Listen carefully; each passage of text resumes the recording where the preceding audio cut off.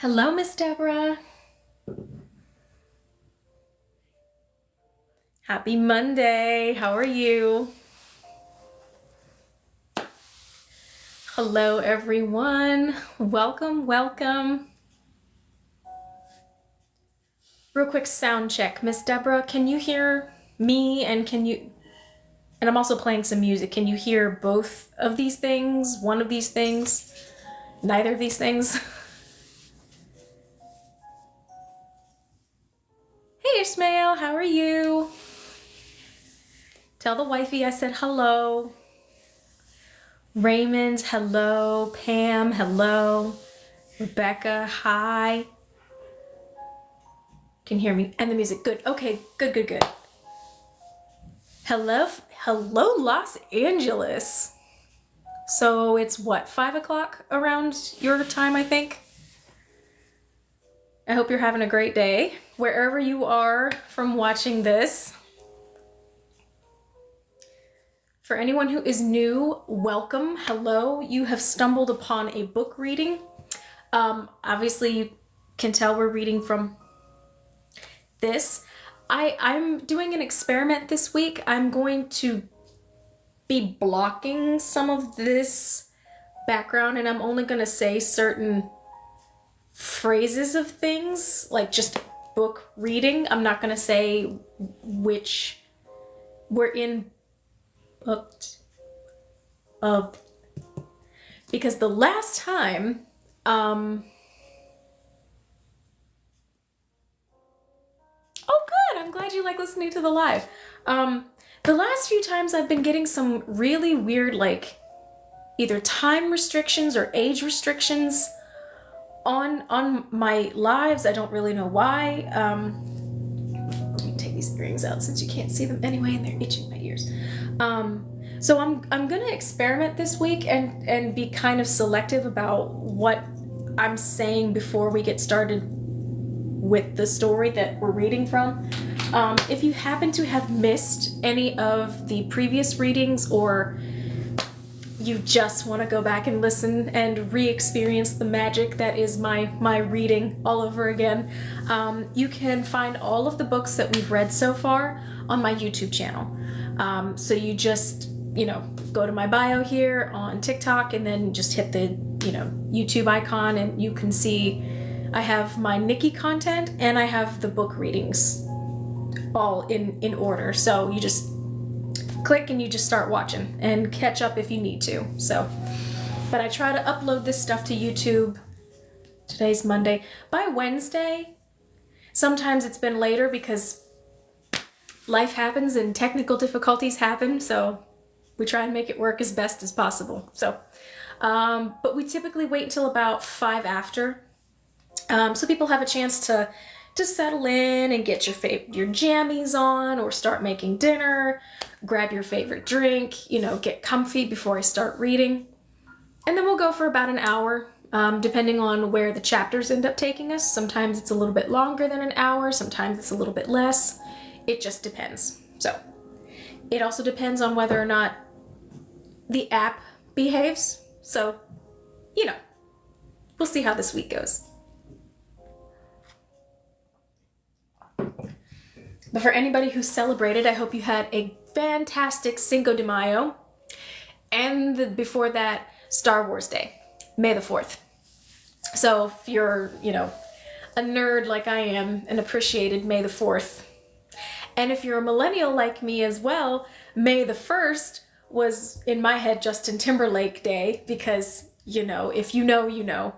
So the beginning of this month is full of just reasons to celebrate. So, and then Sunday, this coming Sunday, is Mother's Day. So if you celebrate Mother's Day, I hope you have a safe and happy Mother's Day.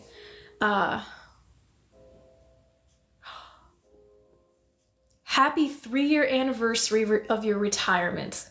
That is wonderful. I work on a lot of retired people and I get two groups. I get people who either just completely fall off the activity wagon and don't do anything in their retirement, like they just kind of exist, or I get the people on the other end of the spectrum who are as busy, if not busier, than when they were working. So I have two different kinds of clients at my regular job, which I'm a massage therapist by trade, so I get to see all of it. And it's either they do nothing or they do all the things. There's really no in between, which I find curious and fascinating all at the same time. Oh, happy birthday! Happy birthday, May 2nd. Yes, you celebrate all my typical Taurus. I mean, you know, if you're gonna celebrate, why not celebrate all month? You know, as a Gemini, I can say that I don't celebrate the whole month. But celebrate, I try to celebrate, you know, because Geminis love to have fun. What can I say? So it is 5 after. I hope you all have gotten settled in because we're going to get started. Let me bring you closer to me. There you. Okay, don't fall. Cool. Okay. All right. And for anybody who happens to be following along, Book 2, Chapter 21. There's a third group. We do nothing with spurts of doing a lot. Yeah, that's fair. I'll say that's another. It's not a big demographic, but it's definitely there. Oh, cute! Thank you. Oh my gosh, I don't think I've gotten that one before. That's cute. The crown and like little rosy cheeks. I love it. All right, so here we go. Chapter 21. Let me just check to make sure I'm not. Nope. No notifications yet, so I must be doing something right. Here we go. What's wrong, Kira? Tell me. Thomas was following her up the stairs. The gathering had finally ended. Jo had been led away by tenders, but not before she had had an exhilarating moment of triumph. At the end of the long afternoon, when the audience stood and sang, in chorus with the singer, the magnificent Amen, so be it, that always formed the song's conclusion, the singer himself had beckoned to little Jo. Though the tyke had wriggled and dozed during the long hours, now she looked up at him with eagerness, and when it was clear that he was summoning her to him, she scrambled down from her chair and ran enthusiastically to the stage. She stood by his side and beamed with satisfaction, waving one small arm in the air, while the people, released now from their solemnity, whistled and stamped their feet in appreciation. Kira, watching, remained motionless and silent, overwhelmed with her new knowledge and a heavy feeling that combined dread and terrible sorrow. That fear and sadness stayed with her as she limped laboriously upstairs, and Thomas urged her to explain what was wrong. She took a deep breath and prepared herself to tell him what she knew. But at the top of the staircase, they were interrupted by the sight of Matt in the corridor outside Kira's open door. He was grinning broadly and dancing impatiently from foot to foot. "It's here," Matt called. "The big gifty." Kira entered the room and stopped just inside the door. She stared curiously at the stranger who sat slumped wearily in her chair. She could tell from his long legs that the man was quite tall. There was gray in his hair, though he was not old. 3 syllables, she thought, trying to categorize him in some way that would perhaps explain his presence. Yes, 3 syllables, about the same as Jameson. Maybe the age of her mother's brother, she decided. She nudged Thomas. "Look," she whispered, indicating the color of the man's loose shirt. "Blue." The intruder stood and turned toward her at the sound of her voice, and at the continued bursts of Matt's barely contained excitement. Kira wondered briefly why he had not risen when she entered. It would have been the expected gesture for even the most inconsiderate or hostile stranger, and this man appeared to be both friendly and courteous. He was smiling slightly, but now she could see, to her distress, that he was blind. Scars crossed and disfigured his face with jagged lines across his forehead and down the length of one cheek, and his eyes were opaque and unseeing. She had never seen anyone with destroyed vision before, though she had heard of such things happening through accident or disease. But damaged people were useless. They were always taken to the field. Why was this sightless man alive? Where had Matt found him? And why was he here? Matt was still prancing about with anticipation. "I brung him," he announced gleefully. He touched the man's hand and demanded confirmation. "I brung you, didn't I?" "You did," the man said, and his voice was affectionate toward the tyke. "You were a wonderful guide. You brought me almost all the way." "I brung him all the way from yonder," Matt said, turning to Kira and Thomas. But then at the end he wanted to feel his way alone. "I be telling him he can keep Branchy and me for a helper, but he want to do it all alone. So he give me the scrap for the first gifty. See?" Matt pulled at the man's shirt and showed Kira the hem at the back from which he had torn the piece of cloth. "I'm sorry," Kira said politely to the man. She felt awkward and uncertain in his presence. "Your shirt is ruined." "I have others," the man said with a smile. "He wanted so badly to show you the gift, and I felt a need to find my way by myself. I have been here before, but it was a long time ago." "And look!"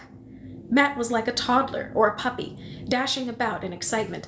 He picked up a bag from the floor beside the chair and pulled its drawstring open. "Now we be needing some water," he said, lifting several wilted plants out gently. "But these be all right. They be perking up when we give them a drinky." "But you never be guessing what?" Now he turned to the blind man again and tugged at his sleeve to be certain he was paying attention. "What?" The man seemed amused. "She got's water right here. You probably be thinking we gotta take these plants to the river. But right here, if I open this door, she got's water that squirts out." He pranced to the door and opened it. "Take the plants then, Matt," the man suggested, "and give them their drink." He turned toward Kira, and she could tell he knew how to feel her presence in his darkness. "It's woad we've brought you," he explained. "It's the plant that my people used to make blue dye." "Your beautiful shirt," she murmured, and he smiled again. "Matt told me that it's the same shade as the sky on a sunny summer start morning," he said. Kira agreed. "Yes," she said, "that's it exactly.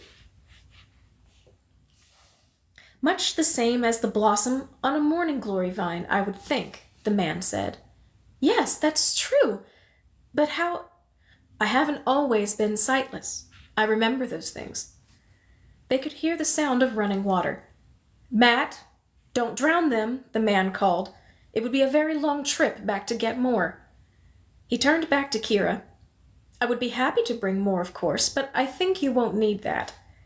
"Please," Kira said, "sit down, and we'll have a meal sent up. It's time for dinner anyway." Even in her confusion, she tried to remember the basic courtesies. The man had brought her a gift of great value. Why he had done it she couldn't begin to comprehend, nor how hard it must have been to come a great distance with no eyes and no guide, but a lively boy and a bent-tailed dog. And at the last of the journey, when Matt had run ahead with his treasured scrap of blue, the blind man had come alone. How was it possible? "I'll call the tenders and tell them," Matt said. The man looked startled and concerned. "Who's that?" he asked, hearing Thomas's voice for the first time. "I live down the hall," Thomas explained. "I carved the singer's staff while Kira did the robe. Maybe you don't understand about the gathering, but it's just ended, and it's a really important—" "I know about it," the man said. "I know all about it." "Please, don't call for food," he added firmly. "No one must know that I'm here." "Food?" Matt asked, emerging from the bathroom. "I'll have them bring our dinners to my room down the hall, and no one will know," Thomas suggested. "We'll all share it. There's always more than enough." Kira nodded agreement, and Thomas left the room to summon the tenders. Matt scampered behind him, alert to the prospect of food. Now Kira found herself alone with the stranger in the blue shirt. She could tell from his posture that he was very tired. She sat down, facing him, on the edge of the bed, and sought in her mind the right things to say to him, the right questions to ask. Matt's a good boy, she said after a moment's silence, but he forgets some important things in his excitement. He didn't tell you my name. I'm Kira. The blind man nodded. I know. He told me all about you. She waited. Finally, into the quiet, she said, He didn't tell me who you are. The man stared with his unseeing eyes into the room, beyond the place where Kira sat. He began to speak, faltered, took a breath, and then stopped. It's beginning to get dark, he said finally. I'm facing the window, and I can feel the change in daylight. Yes. It's how I found my way here after Matt left me at the edge of the village. We had planned to wait and arrive at night, in the darkness. But there were no people about, so it was safe for us to enter in daylight. Matt realized it was the day of the gathering. Yes, Kira said. It began very early in the morning. He is not going to answer my question, she thought. I remember the gatherings, and I remembered the path. The trees have grown, of course, but I could feel the shadows. I could feel my way along the center of the path by the way the light fell. He smiled wryly. I could smell the butcher's hut. Kira nodded and chuckled. And when I passed the weaving shed, I could smell the fabrics folded there, and even the wood of the looms. If the women had been at work, I would have recognized the sounds. With his tongue against the roof of his mouth, he made the repetitive muted clacking sound of the shuttle, and then the whisper of the threads turning into cloth. And so I made my way here all alone. Matt met me then and brought me to your room. Kira waited, and then asked, Why? As she watched, he touched his own face. He ran his hand over the scars, feeling the edges, and then he followed the jagged skin down the side of his own cheek, along his neck. Finally, he reached into his blue shirt and pulled forward the leather thong that hung there. As he held it in his hand, she saw the polished half-rock that matched her own. Kira, he said, but he did not need to tell her now, because she knew. My name is Christopher. I'm your father. In shock, she stared at him. She watched his ruined eyes and saw that they were able, still, to weep.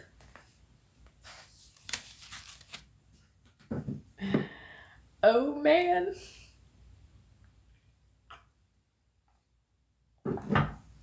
I think someone in the comments called this Ishmael. Ishmael called it. Chapter 22. In some hidden place to which Matt had led him in the night, her father slept. But before he had left her in order to sleep, he had told her his story. No, it was not beasts, he said, in reply to her first questions. It was men. There are no beasts out there, he said. His voice was as certain as Annabella's had been. There be no beasts. But Kira began to interrupt, to tell her father what Jameson had told her. I saw your father taken by beasts, Jameson had said, but she waited and continued to listen. Oh, there are wild creatures in the forest, of course. We hunted them for food. We still do. Deer, squirrel, rabbit. He sighed. It was a large hunt that day. The men had gathered for the distribution of weapons. I had a spear and a sack of food. Katrina had prepared food for me. She always did. Yes, I know, Kira whispered. He seemed not to hear her. With his blank eyes, he seemed to be looking backward in time. She was expecting a child, he said, smiling. He gestured with his hand, making a curve in the air above his own belly. In a dreamlike way, Kira felt herself, small, inside the curve made by his arched fingers, inside the memory of her mother. We went in the usual way, together at first in groups, then separating into pairs and eventually finding ourselves alone as we followed tracks or sounds deeper into the forest. Were you frightened? Kira asked. He shook himself loose from the slow, measured speech of his memory and smiled. No, there was no danger. I was an accomplished hunter, one of the best. I was never frightened in the forest. Then his brow furrowed. I should have been wary, though. I knew that I had enemies. They were jealousies, anyway, and there were rivals. It was a way of life here. Perhaps it still is. Kira nodded, then remembered that he couldn't see her acknowledgement. Yes, she told him, it still is.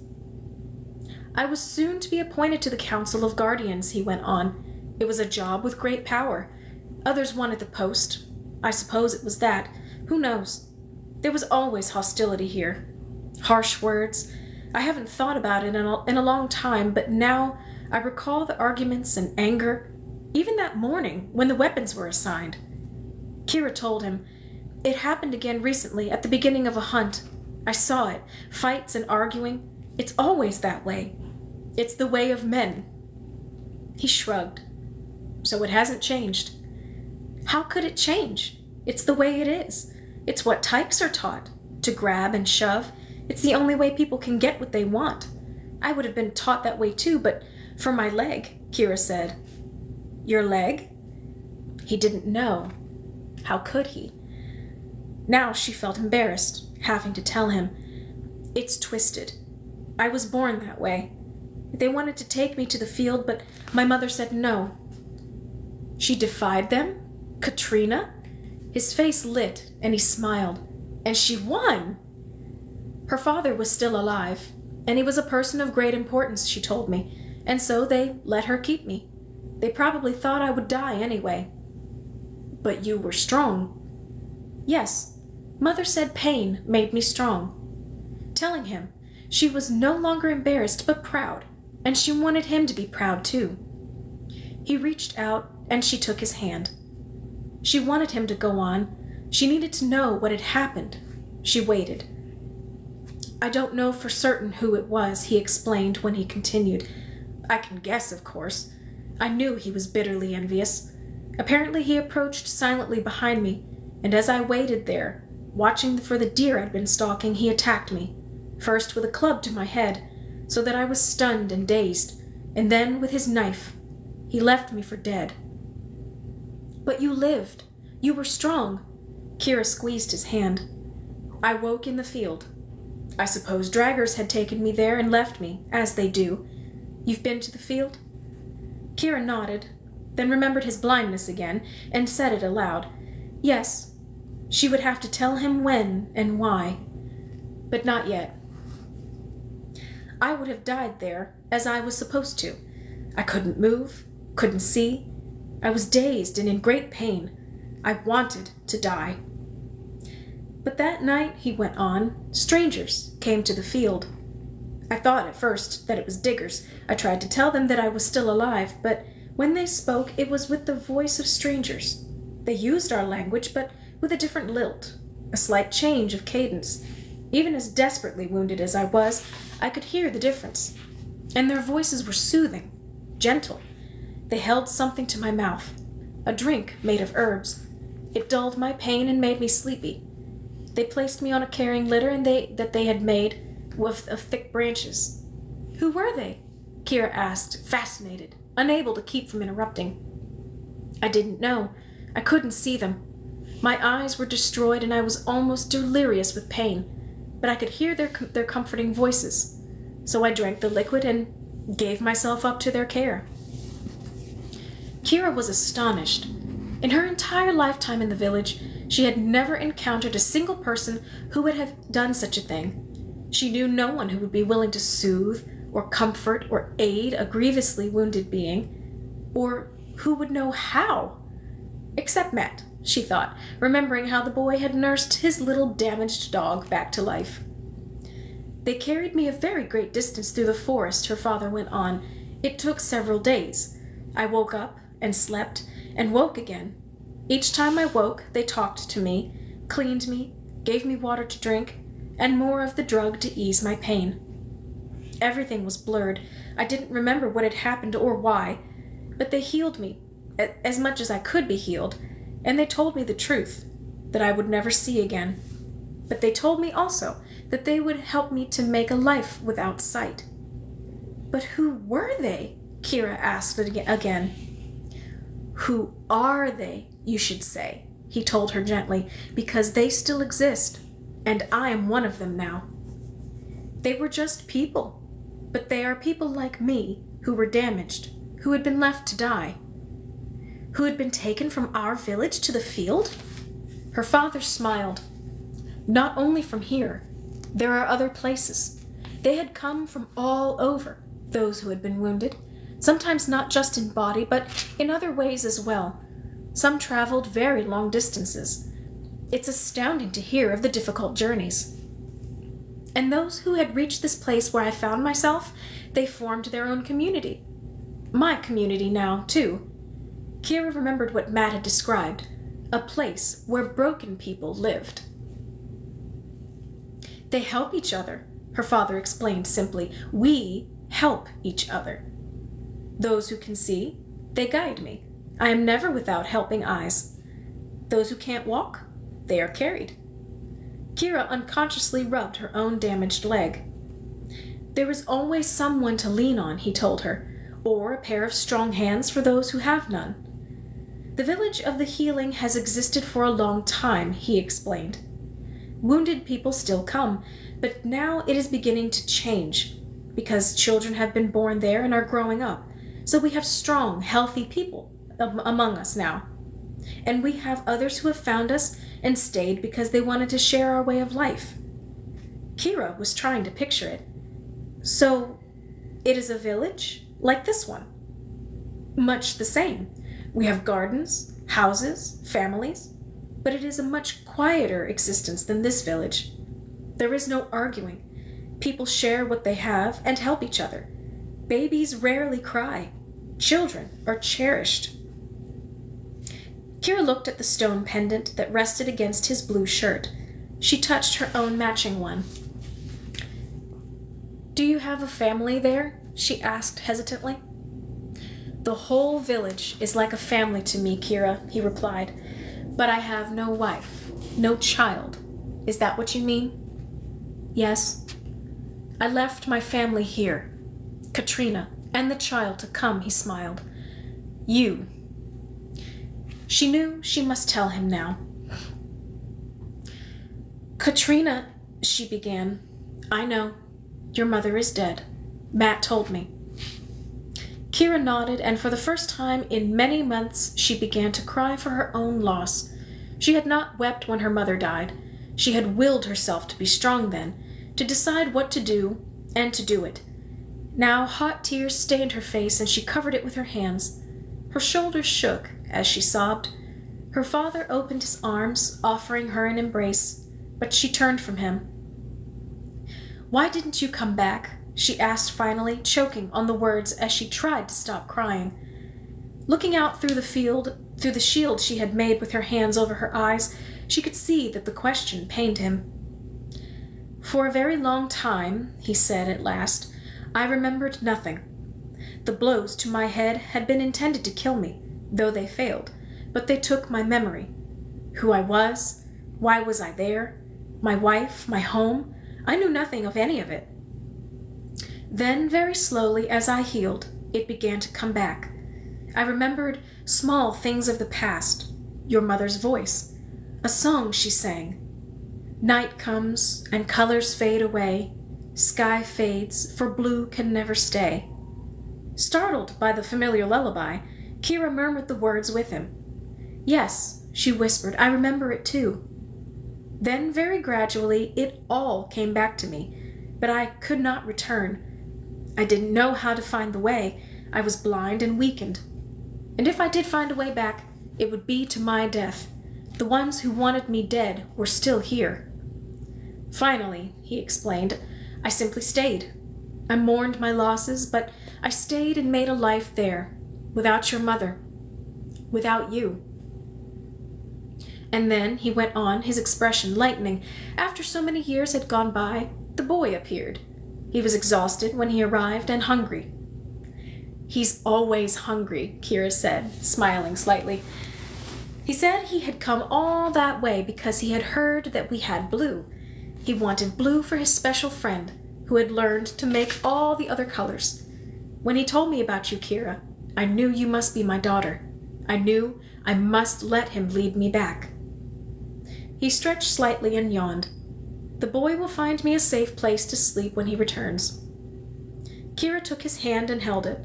There were scars even there, she saw.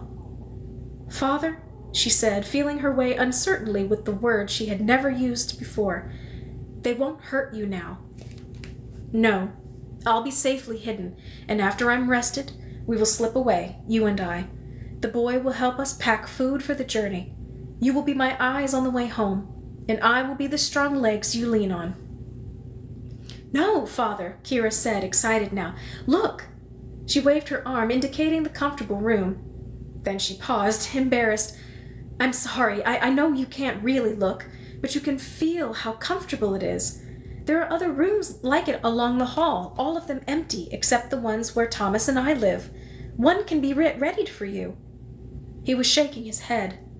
"No," he said. "You don't understand, Father, because you've not been here. But I have a special role in the village, and because of it, I have a special friend on the Council of Guardians. He saved my life, and he looks after me." "Oh, it's too much to explain, and I know you're tired, but Father, not very long ago, I was in great danger. Someone named Vendara wanted me to be put into the field. There was a trial, and—" "Vendara? I remember her. That's the scarred woman." "Yes, that's the one," Kira acknowledged. "It was a terrible thing, her injury. I remember when it happened. She blamed her child. He slipped on wet rocks and grabbed her skirt, so that she fell and gashed her chin and neck on a sharp rock. But I thought, he was only a small tyke, but she blamed him. Later, when he died from the oleander, there were questions. Some people suspected—" He paused and sighed, but there was no proof of her guilt. "She's a cruel woman, though," Kira's father said. "You say she turned on you? And there was a trial?" "Yes, but I was allowed to stay. I was even given an honored place. I had a defender, a guardian named Jameson, and now he looks after me, Father, and supervises my work. I know he'll find a place for you." Happily, Kira squeezed her father's hand, thinking of the future they would have together. But it was as if the air in the room shifted. Lines in her father's face tightened. The hand that she held stiffened and withdrew from hers. "Your defender? Jameson?" Her father touched his own scarred face again. "Yes. He tried to find a place for me before. Jameson is the one who tried to kill me." The plot thickens even more.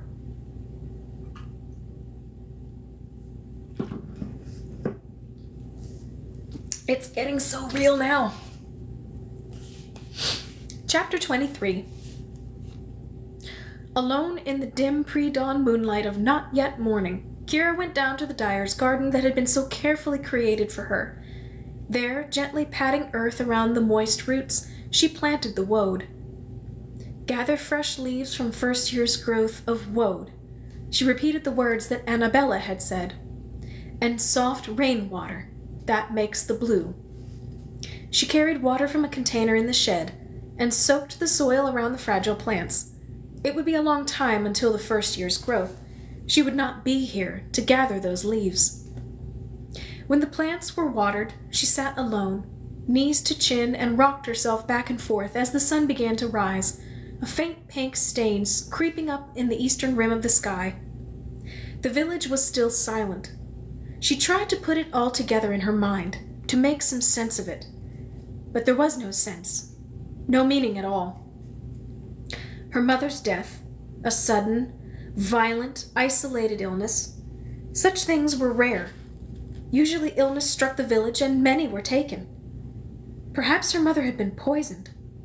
But why? Because they wanted Kira. Why? So that they could capture her gift, her skill with the threads. And Thomas? His parents too, and Joe's? Why? So that all their gifts would be captive. Despairing, Kira stared through the early dawn at the garden. The plants glimmered and shifted in the breeze, some of them still in autumn-start bloom. Now, finally, woad had been added to give her the blue she had yearned for, but someone else would harvest the first leaves. Somewhere nearby, her father slept. gathering strength to return with his newfound daughter to the village where healing people lived in harmony. Together he and Kira would steal away and leave the only world she had ever known. She looked forward to the journey. She would not miss the squalor and noise they would leave behind. She would long for Matt and his mischief, she thought sadly, and Thomas, so serious and dedicated. She would miss him too. And Joe. She smiled at the thought of the little singer who had waved so proudly to the crowd at the gathering. Thinking of Joe, Kira remembered something. In the confusion and excitement of her father's arrival, it had disappeared from her mind. Now the awareness and the horror came back, and she gasped. The muted clanking sound that had puzzled her during the celebration. She could almost hear it again in her mind, a dragging of metal. She had glimpsed its cause at the beginning of the second half of the song. Then at the conclusion, after the singer had acknowledged the people's applause, after Joe had scampered happily down from the stage, he moved toward the steps to descend and walk down the aisle. He lifted the robe slightly at the top of the steps, and from her seat at the edge of the stage Kira saw his feet. They were bare and grotesquely misshapen. His ankles were thickly scarred, more damaged than her father's face. They were caked and scabbed with dried blood. Fresh, bright blood trickled in narrow rivulets across his feet. It all came from the raw, festering skin, infected and dripping around the metal cuffs with which he was bound. Between the thick ankle cuffs, dragging heavily as he made his way slowly from the stage, was a chain. He lowered the robe then, and she saw nothing more. Perhaps, she thought, she had imagined it. But watching him as he moved, she heard the sound of the scraping chain against the floor, and she could see behind him a smeared, darkened trail of his blood. Recalling it now, Kira knew, suddenly and with clarity, what it all meant. It was so simple. The three of them, the new little singer who would one day take the chained singer's place, Thomas the carver, who with his meticulous tools wrote the history of the world, and she herself, the one who colored that history. They were the artists who would create the future. Kira could feel it in her fingertips, her ability to twist and weave the colors into the scenes of amazing beauty that she had made all alone, before they assigned her the task of the robe. Thomas had told her that once he too had carved astonishing things into wood that seemed to come alive in his hands, and she could hear the high, haunting melody that the child had sung in her magical voice, solitary in her room, before they had forced her from it and given her their own song to sing. The guardians with their stern faces had no creative power, but they had strength and cunning, and they had found a way to steal and harness other people's powers for their own needs. They were forcing the children to describe the future they wanted, not the one that could be. Kira watched the garden tremble and move as it slept. She saw the newly planted woad settle in, nestled where she had laid it gently beside the yellow bedstraw. Mostly it dies after flowering once, Annabella had said, describing woad, but sometimes you find a small shoot lives. It was those small living shoots she had planted, and something in Kira knew without a doubt that they would survive. She knew something else as well, and with the realization, she rose from the damp grass to go indoors, to find her father and tell him that she could not be his eyes, that she must stay. Matt was the one who would lead Christopher home. Late at night they gathered, at the edge of the path that led away from the village, the same path that would wind past Annabella's clearing and continue onward for days to the village of the healing people. Matt was prancing about, eager to begin the journey, proud of his role as the leader. Branch, also eager to set off on an adventure, sniffed and wandered here and there. "I know you be missing me horrid," Matt confided, "and maybe I be gone a long time, because maybe they be wanting me to visit." He turned to Christopher. "They got plenty of food all the time? For visitors? And doggies?" Christopher, smiling, nodded yes. Then Matt took Kira aside to whisper an important secret. "I know you can't be getting a hubby because of your horrid gimp," he said in a low, apologetic voice. "It's all right," she assured him. He tugged at her sleeve eagerly. I been wanting to tell you that them other people, them broken ones, they gets married. And I seen a boy there, a 2-syllable boy, not even broken, just about the same age as you. I bet you could marry him, Matt announced in a solemn whisper, if'n you want to. Kira hugged him. Thanks, Matt, she whispered back. I don't want to. His eyes be a very amazing blue, Matt said importantly, as if it might matter. But Kira smiled and shook her head no. Thomas carried the bundle of food that they had saved and packed. There, at the beginning of the path, he transferred it to Christopher's strong back. Then the two shook hands. Kira waited silently. Her father understood her decision. You will come when you can, he said to her. Matt will go back and forth. He will be our tie, and one day he will bring you. One day our villages will know each other, Kira assured him. I can feel that already. It was true. She could feel the future through her hands, in the pictures her hands were urging her to make. She could feel the broad, underdecorated expanse waiting across the shoulders of the robe. I have a gift for you, her father told her. She looked at him, puzzled. He had come empty-handed and had lived in hiding for the past few days, but now he put something soft into her hands, something that had a quality of comfort. She could sense, but could not see in the darkness what it was. Threads? She asked. A bundle of threads? Her father smiled. I had time, sitting alone, while I waited to return. And my hands are very clever because they have learned to do things unseeing. Bit by bit, I unraveled the fabric of my blue shirt, he explained. The boy found me another to wear. I filched it, Matt announced with a matter-of-fact pride. So you will have blue threads, her father went on, while you wait for your plants to come to life. Goodbye, Kira whispered, and hugged her father. She watched through the darkness as the blind man, the renegade boy, and the bent-tailed dog set off down the path. Then, when she could see them no longer, she turned and walked back to what lay waiting. The blue was gathered in her hand, and she could feel it quiver, as if it had been given breath and was beginning to live.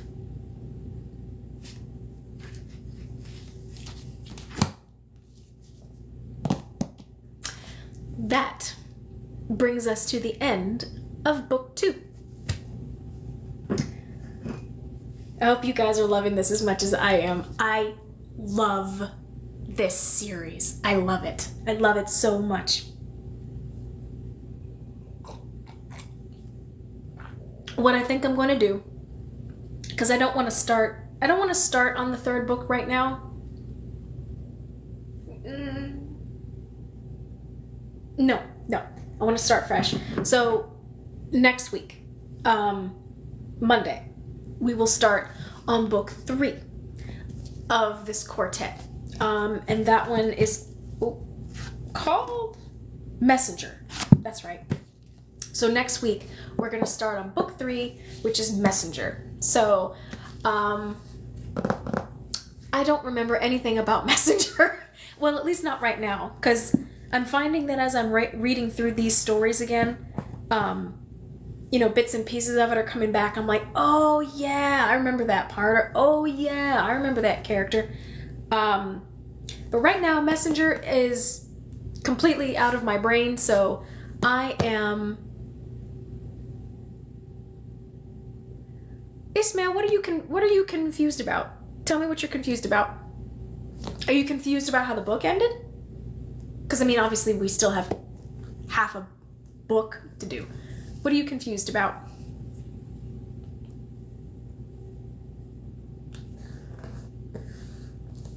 Oh, thank you. So here's the thing. I really like reading. I like reading out loud because this might sound weird. I like practicing talking.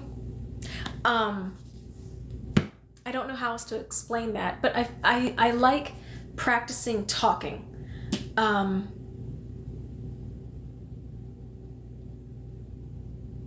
How does this come up with Jonas? So basically these 4 books are all tied together. So you're basically this is a world. This is a different world than like what we live in right now. So all of these books, all 4 of these stories weave together to make one big cohesive story. So you're right, they were referencing Jonas from the first book in this book. So as we get into book 3 and book 4, the other first 2 books will get woven into those stories, and it all kind of comes together in a nice cohesive story world building exercise. So does that make sense?